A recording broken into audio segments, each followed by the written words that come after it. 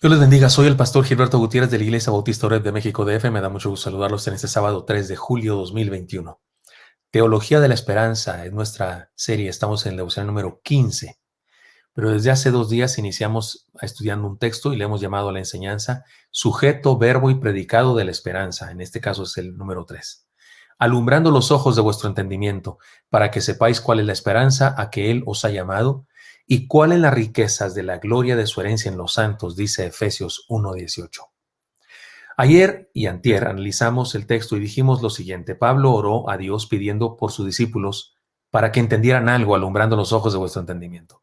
Pero hay algo especial que él quería que entendieran, y lo que quería que entendieran era que sepáis cuál es la esperanza a que Él os ha llamado, o sea, el tema es la esperanza.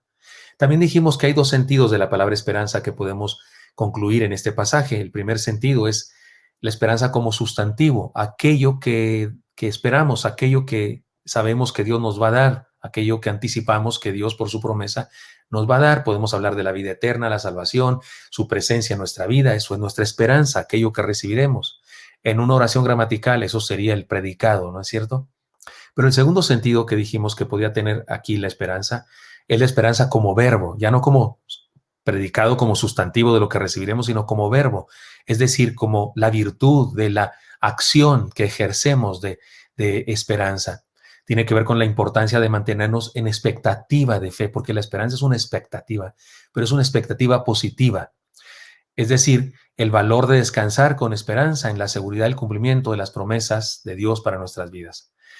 Y también concluimos que en relación con la esperanza podemos hablar de 3 partes básicas de la oración que tienen que ver también con la esperanza: el sujeto, el verbo y el predicado. Por ejemplo, las bendiciones que vendrán sería el predicado de la esperanza. La acción de esperar, la actitud de estar expectantes, sería el verbo de la esperanza. Y hay algo más que está implícito en esta oración de Pablo: el individuo que espera, el sujeto de la esperanza.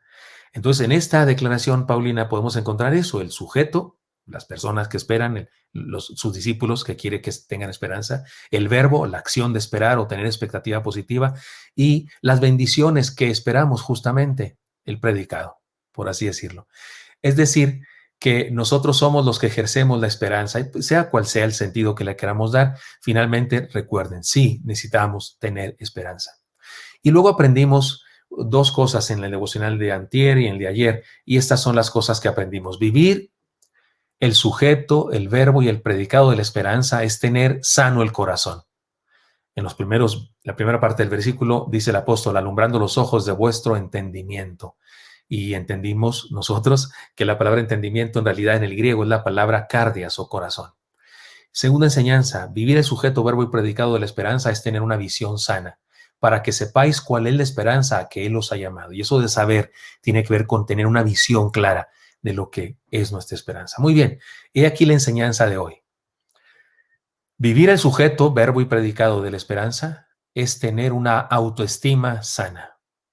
Mire cómo dice la siguiente parte del versículo: y cuáles las riquezas de la gloria de su herencia en los santos. El apóstol Pablo está haciendo una petición y dice que pide que se nos abran los ojos del corazón o del entendimiento para que sepamos cuál es nuestra esperanza. Pero ahora dice: y cuáles las riquezas de la gloria de su herencia en los santos. Es una segunda cosa que pide el apóstol Pablo, además de que tengamos esperanza.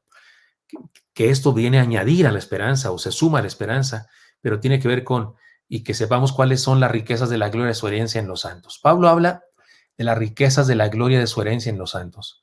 Muy seguramente lo hace con el propósito de contrastar con las riquezas que aparentemente impresionaban a los cristianos que vivían en la ciudad de Éfeso, en donde el templo de la diosa Diana era de una gran riqueza y esplendor material. Era extraordinario. De hecho, era una de las 7 maravillas del mundo antiguo. Usted lo estudia eso en la historia universal, ¿no es cierto? El templo de la diosa Diana. Y tal vez estas riquezas, no tal vez, es un hecho que así es, estas riquezas impresionaban a cualquiera y incluso impresionaban a los cristianos. Les comparto lo que dijo alguien muy famoso de aquella época. Dice así: he posado mis ojos sobre las murallas de la dulce Babilonia, que es una calzada para carruajes, y la estatua de Zeus de los Alfeos, y los jardines colgantes, y el coloso del sol, y la enorme obra de las altas pirámides y la vasta tumba de Mausolo. Pero cuando vi la casa de Artemisa, y Artemisa es Diana, son nombres diferentes de griego y latín, y cuando vi la casa de Artemisa o Diana, ahí encaramada en las nubes, perdón, esos otros mármoles perdieron su brillo, y dije, aparte, desde el Olimpo, el sol nunca pareció tan grande. Esto lo dijo Antípatro de Sidón en una antología griega, capítulo 9, verso 58. Oiga, qué cosa que está describiendo. Es algo impresionante que era aquel templo y la imagen de la diosa Diana o Artemisa. Y es probable que los cristianos se impresionaban de aquello y les parecía fabuloso y una riqueza y tal vez se sentían pequeños ante semejante cosa. De la misma manera que los cristianos del primer siglo en Éfeso eran impactados por la riqueza material de la ciudad, los cristianos de nuestro tiempo también podemos ser impactados por el éxito material, la fama, el poder y por supuesto las riquezas materiales de algunas personas o algunos grupos el día de hoy. Esto ha generado algunas distorsiones de los valores de la iglesia. Algunos ejemplos son los siguientes: la fascinación por los números. Algunos creen que los éxitos espirituales tienen que ver con las personas a las que se consigue acarrear a nuestras reuniones. Y de ahí que algunos estén dispuestos a hacer o dejar de hacer lo que sea, con tal de lograr adeptos o fans, en lugar de discípulos. No perdamos de vista que en la religión en torno a la diosa Diana de Éfeso o Artemisa, había miles de adeptos, miles. Sin duda había más personas siguiendo a Diana de los Efesios en Éfeso que cristianos siguiendo a Señor Jesucristo en esa ciudad. En ese momento que sucede esta oración del apóstol Pablo, esto es un hecho. En el libro de los Hechos se narra un curioso evento que aconteció en la ciudad de Éfeso para manifestarse en contra de la predicación de los cristianos. Se juntó todo el pueblo, dice la escritura, y luego dice, pero cuando le conocieron que era judío, todos a una voz gritaron casi por 2 horas, grande es Diana de los Efesios. Eso está en Hechos 19:34. Otra señal de esta distorsión de valores que nos acontece el día de hoy, tal vez por dejarnos impresionar por las cosas del mundo, es la farándula y la industria de la religión. ¿De qué estoy hablando?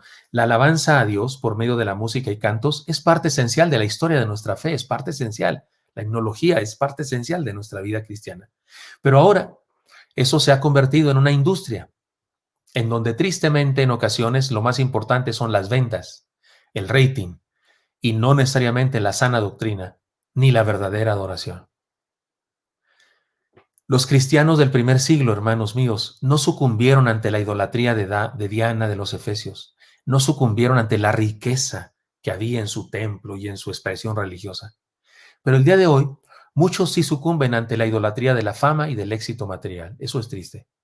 Otros sucumben ante la cultura global, las ideologías, el consenso, lo popular y traicionan los valores y principios del reino de Cristo para no ser criticados, para no ser tratados como raros, para no ser criticados como fanáticos. Y de repente se aceptan ideologías y principios del mundo. Por eso Pablo oraba por sus discípulos y su enseñanza nos llega a nosotros también, para que no nos dejemos impresionar por los valores corruptos del mundo y disfrutemos de la riqueza de nuestra esperanza, porque nuestra esperanza no se compara, nada se compara a nuestra esperanza, es lo que quiero decir. Mire, la riqueza en la que la esperanza del cristiano y la iglesia cristiana descansan no es el templo, ni sus rituales, ni el poder económico que pueda tener una comunidad, sino el poder de Dios en el que cree la iglesia, en el que cree cada cristiano, y la unidad y el amor que nos envuelve. Así que la exhortación es clara. Hermanos míos, no permitamos que el éxito numérico, económico y el poder político de algunas religiones en el mundo nos hagan creer que por ser minoría nosotros, que por ser criticados y en muchas ocasiones perseguidos, somos pobres o débiles. No, no somos pobres ni débiles. Somos ricos en el amor de Dios. Somos ricos por la fe que no defrauda. Y somos ricos por la esperanza de vida eterna que nos inunda. Cuidado con esa concepción de la vida llena de demonios en vez de llena de ángeles, porque hay gente que tiene una visión catastrofista, aún cristianos. No, la vida no es la visión de la vida no es una vida llena de demonios, sino llena de ángeles de Dios y de su presencia, por supuesto. Cuidado con ese concepto de que la humanidad y su historia caminan hacia la destrucción, cuando en realidad caminamos hacia la consumación, porque Dios está al control. Dios tiene un plan y un día toda verdad saldrá a la luz y los que ahora se creen ganadores experimentarán la más grande derrota y nosotros, a los que algunos nos llaman perdedores, seremos revelados como más que vencedores. Eso dice la palabra hipernicao, más que vencedores. Así que vivamos teniendo esperanza, porque nuestra esperanza está bien fundada, está fundada en lo que Dios ha dicho que hará y Él nunca miente. Hermanos míos, tengamos esperanza y no perdamos de vista que cuando el apóstol aquí habla de la esperanza, habla de riqueza y se refiere sin duda a una riqueza espiritual, porque el apóstol Pablo está pidiendo porque sus discípulos les sean abiertos sus ojos y vean bien y que sepan la clase de esperanza que tienen, pero luego le añade, ¿y cuál es la riqueza de la gloria de su herencia en los santos? Otra vez habla de la esperanza, pero ahora habla de la riqueza. No nos sintamos pequeños ante los éxitos económicos de, yo que sé, de empresarios, de filósofos, de religiosos heréticos, de religiosos de religiones falsas, incluso de los apóstatas que se dicen cristianos, pero que son falsos profetas, falsos apóstoles, y que tienen éxito, tienen un éxito bárbaro, llenan auditorios y lo que sea, pero si no predican el Evangelio de Jesucristo, no están compartiendo la esperanza verdadera.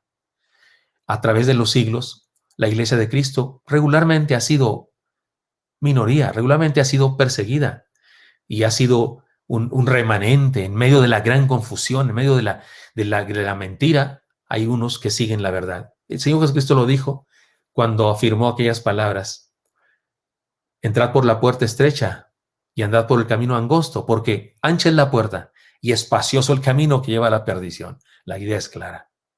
Así que, hermanos míos, vivir el sujeto, verbo y predicado de la esperanza es tener una autoestima sana. Sepamos de nuestra riqueza y sepamos del valor extraordinario que tenemos por la gracia de Dios en nuestra vida y no nos sintamos pequeños ante ningún templo de Diana de los Efesios, ante ningún templo ni ninguna congregación, ningún estadio lleno, ante nada ni nadie, porque solo en Cristo se puede ser más que vencedor. Señor Santo, bendice a mis hermanos y mis hermanas y te pido que nos llenes de esperanza. Pero esa esperanza, Señor, esa esperanza que es rica, que es abundante, que es campeona y que jamás nos sintamos pequeños, Señor, ante los poderes del mundo, ante las riquezas del mundo, porque no hay más riqueza que conocerte a ti. Bendice a mis hermanos y hermanas, te lo pido en Cristo Jesús. Amén. Espero que eso sea útil para usted y me encantaría encontrarle el día de mañana. Hasta pronto.